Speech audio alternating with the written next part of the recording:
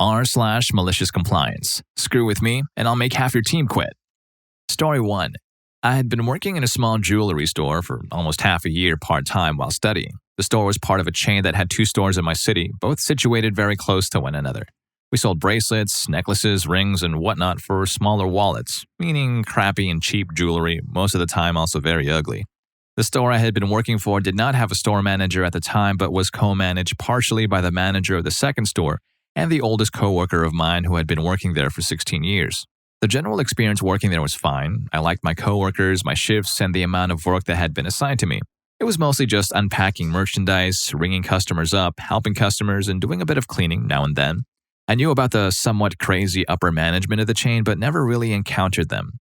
The rules were simple. Do your work, be efficient, which meant if they took a surprise visit and see you just standing around, it was likely you'd receive a write-up or worse. And most importantly, sell as much as you can.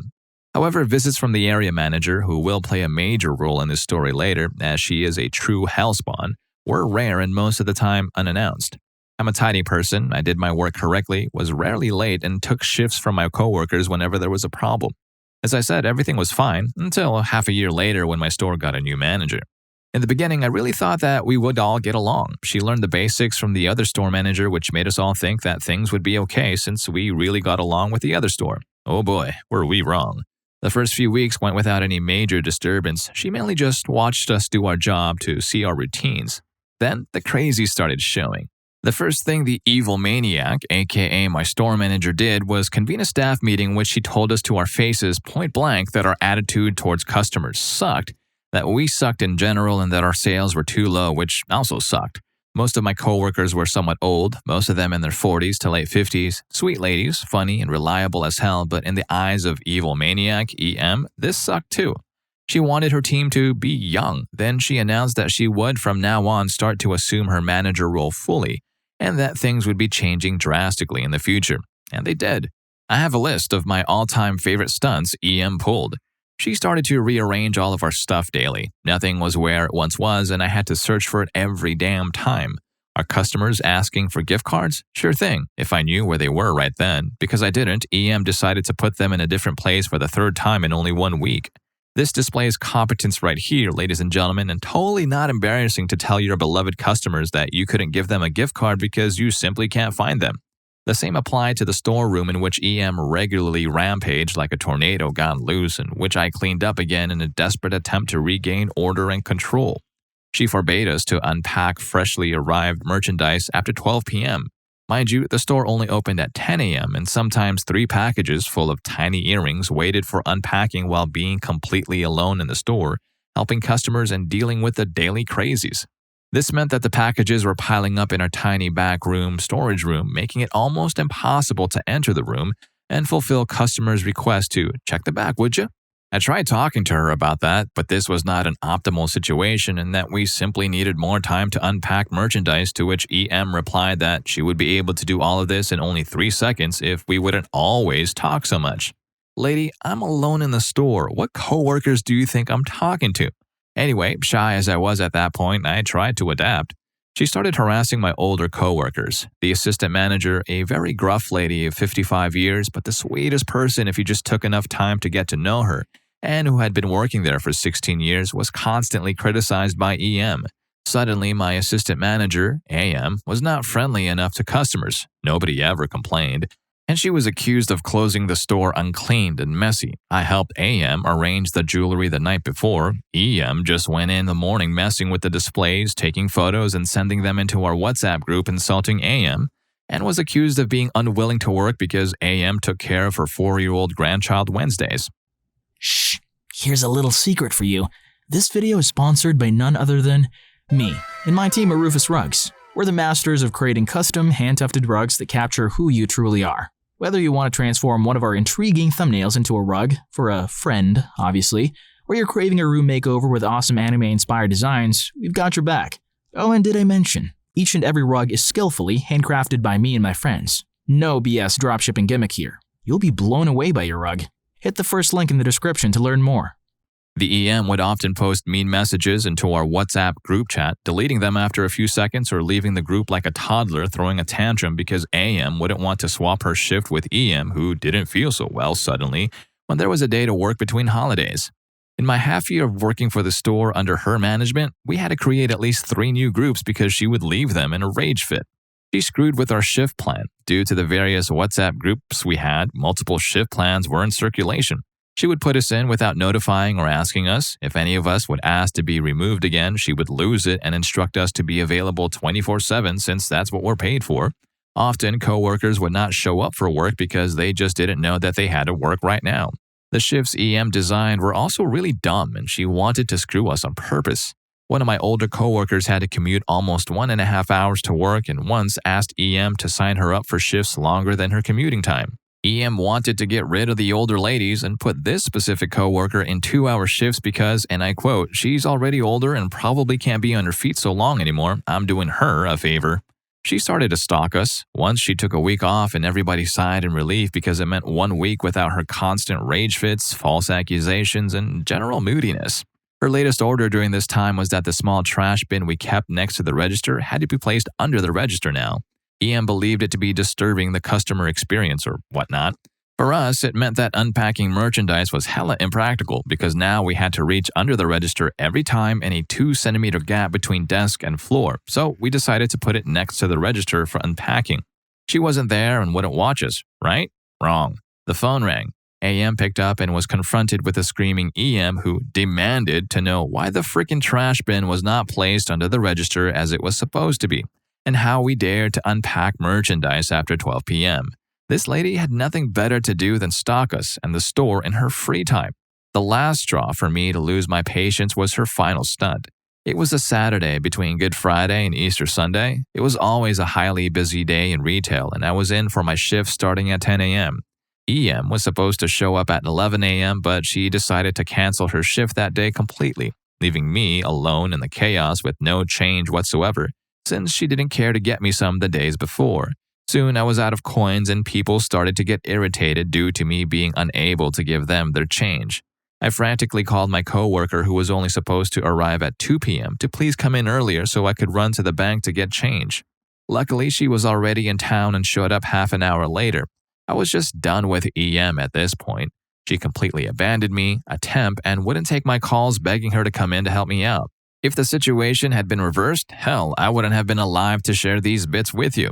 At this point, I've had about enough. I really don't know why I put up with it for so long, but I was young and needed the money, pun intended. I hope you're still here though. I know it was a long story, but the highlight has not even been told yet.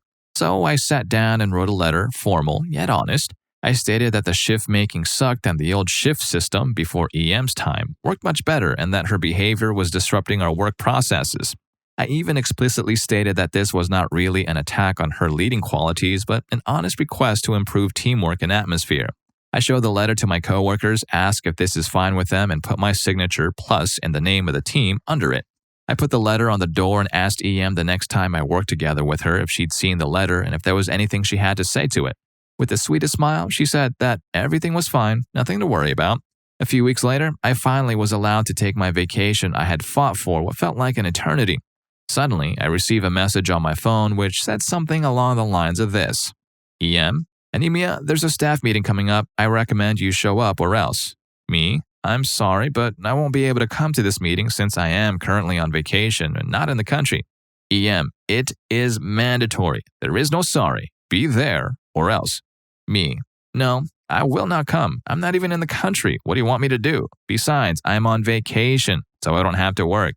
EM, I do not care. All I can say is, be there or there will be consequences.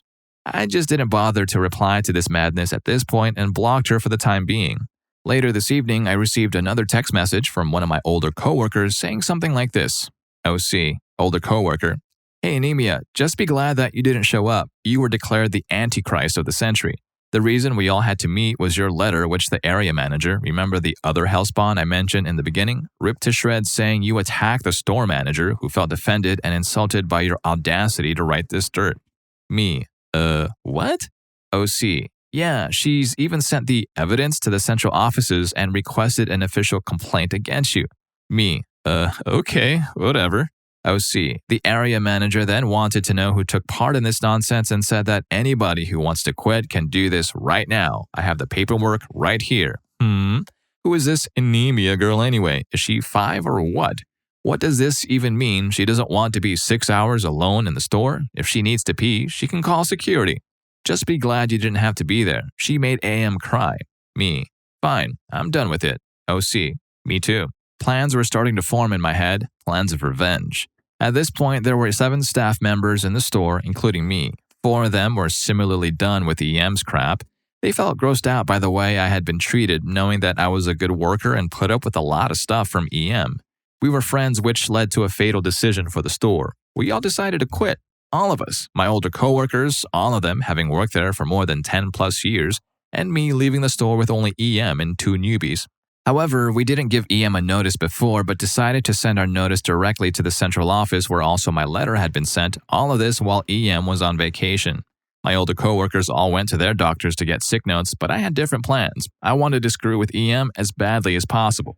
So I stayed and followed EM's stupid order meticulously. Want me to stop unpacking stuff at 12 p.m.? Fine, I'll just let all of this cheap crap pile up in the back. Want me to come in to work without telling me? I don't know of anything, and whoopsie, my phone is in flight mode. The best part, however, was this. My store offered earlobe piercing. It was never a requirement for anyone, but suddenly it was. I don't wear earrings, and I never felt comfortable piercing somebody's ear in the middle of a busy store, and up to this point, I never had to. Now, EM and the other housepawn, aka area manager, forced me to do it. Standing in front of a customer holding the piercing machine, I decided to let my emotions get the better of me and started having a crying fit, muttering something along the lines of, "I really don't want this, why are you making me? Surely makes a good impression on customers." Then my last month was over. The store was a mess because the newbies didn't know stuff and I didn't feel like helping them anymore. The storage room was almost inaccessible anymore and the sales dropped even more. I left with a kiss on the hand, leaving the EM with no trained staff since they all left out of loyalty to me. The last thing I heard was that the other store in my city had given up helping EM since her entitledness, laziness, and arrogance finally started showing. Without the older ladies and me in the store holding it all together, the appearance crumbled to pieces. The other store manager won't even speak to EM anymore because EM insulted the other store manager, SM, when SM refused to cover EM's shifts. I've heard that there's a debate going on whether the store should remain open or not. Sadly, there was a lot more going on behind the scenes between EM and AM that we didn't know of. That AM is now in psychological treatment but has been a lot better in the past few weeks. Everybody is now in a better place. Thank you for reading all of this. I know it's been long, but it felt so good writing it all. I just couldn't stop myself. Story 2. Our malicious compliance. Leave with the team? Sure thing. The setup. I work for a popular grocery chain that operates in the southeastern United States where shopping is supposedly a great time. I've been with the company for 18 years, 4 of them as a department manager before I stepped down due to being a salaried worker that worked ridiculous amounts of overtime without compensation. That was recently dealt with via a class action lawsuit. I still work in the same department in which I was once a manager, so now I just know about everything there is to know. If anything goes wrong, I can make it right, and if anything breaks, I can fix it. My current manager is an awesome boss. I'd do anything to help out. He understands that his employees are people and not just minions to do his bidding. He's willing to work with us on any scheduling needs, so we're all willing to do the same. That being said, about 2 years ago, we were shorthanded on employees that were able to close the department, particularly those that could close the kitchen. We talked and I agreed to close every night for a while until we could get more people on board and trained in the different areas of the department. This went on longer than expected and he apologized, but I told him not to worry, as I was actually enjoying having a regular schedule even though the hours weren't ideal. Fast forward a few months and we're finally staffed properly. My manager thanks me for my help and we agree that I'll continue working nights because I like the consistency, and he knows that I'll always make sure everything is set up well for the next morning and I make his job easier for doing so. During this time, we've picked a lot of great workers and a couple of awful ones. The great workers were amazing to work with. I called them my A-team, and we'd often get off work 30 to 45 minutes early because we helped each other out and got crap done. The awful workers took note of their willingness to help out and would neglect parts of their closing duties because they knew the A-team would get it done to get off ASAP. This goes on for a while and gets worse, reaching a point where the other A-teamers and I talk to our boss and say that we don't mind helping people out, but we're done doing other people's jobs for them. He agrees and changes the policy so that once we're done with our sections, we can clock out and leave after being checked out by the manager in charge, the MIC. The event. Now, things have been going pretty well, and as long as 2 or more of my A-team workers are closing with me, we're still able to get out early as a team. We always make sure to set up any of the closers for success and do general work like taking out the trash, adjusting inventories, etc. before leaving, but we're still able to leave a little early. This is important because we never have to worry about getting overtime. We have a strict no OT policy. Even 1 minute of OT will earn a write-up for the employee and my manager unless approved ahead of time. Then it just so happens that 3 out of the 4 other A-teamers quit within 2 weeks of each other. One found a better job, one had a family crisis to handle, and another moved. I went from working with coworkers that had years of experience in the department to coworkers that had been with a company for less than 6 months for the most part. There are a few coworkers that are approaching their 1-year mark, but I still have more experience than all of my fellow closers combined, probably tenfold. Suddenly, instead of getting out early, I'm having to work past my scheduled times on a bad night and barely getting out on time on good nights. I try to manage my own time to not have to leave early or come in late, but I've been cutting it close. 3 weeks ago, a particular MIC, there are 7 MICs that each have a set night to close, is closing. I'm closing with newbies, and I'm in danger of going into OT. This is a Thursday night, and while I do close Friday, the final day of our week cycle, I make sure to keep some wiggle room in case anything goes wrong on Friday night that keeps me from leaving on time.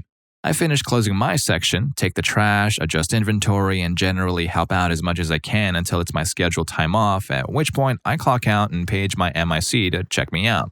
I'd have paged sooner, but I knew that my section was clear. Again, I've been doing this for a long time and wasn't going to be asked to work off the clock. Then the following conversation occurs.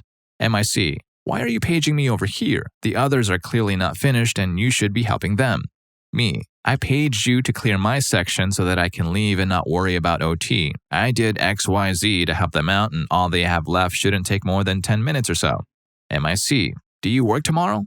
Me, yes, but I'm closing kitchen and always come in early on those days to ensure a smooth transition and make sure I don't fall behind.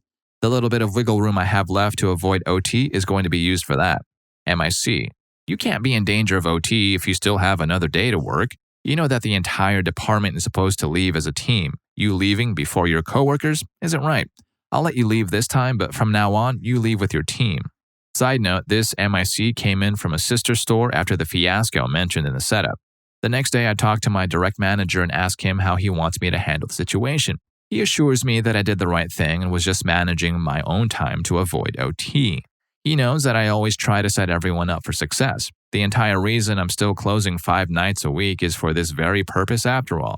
I should also mention that on this particular night with said MIC, I left the department a fair number of times to do extra work. Get trucks from the back, clean up the back room of cardboard and trash, take out old grease to the canister outside, etc. And she came looking for me while I was doing the side jobs on 2 occasions. On the second occasion, she told me that she wanted me to alert her anytime I'm going to leave the department so she'd know my whereabouts. I thought it was odd since no one else had to do this, but whatever.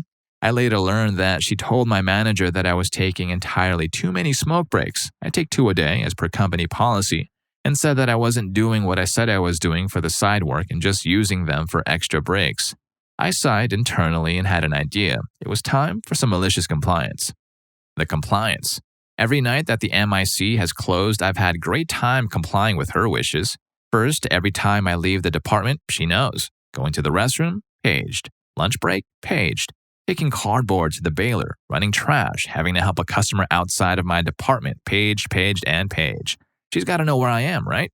Secondly, I still refuse to put myself in danger of overtime while also refusing to work off the clock. So what happens? I punch out at my scheduled time no matter what, and then I'm on my own time. I sit down at my manager's desk, pull up other malicious compliance stories from this sub on YouTube, and start enjoying his malicious compliance posts at full volume while my coworkers continue to finish up around me. Last week, she saw me on my phone.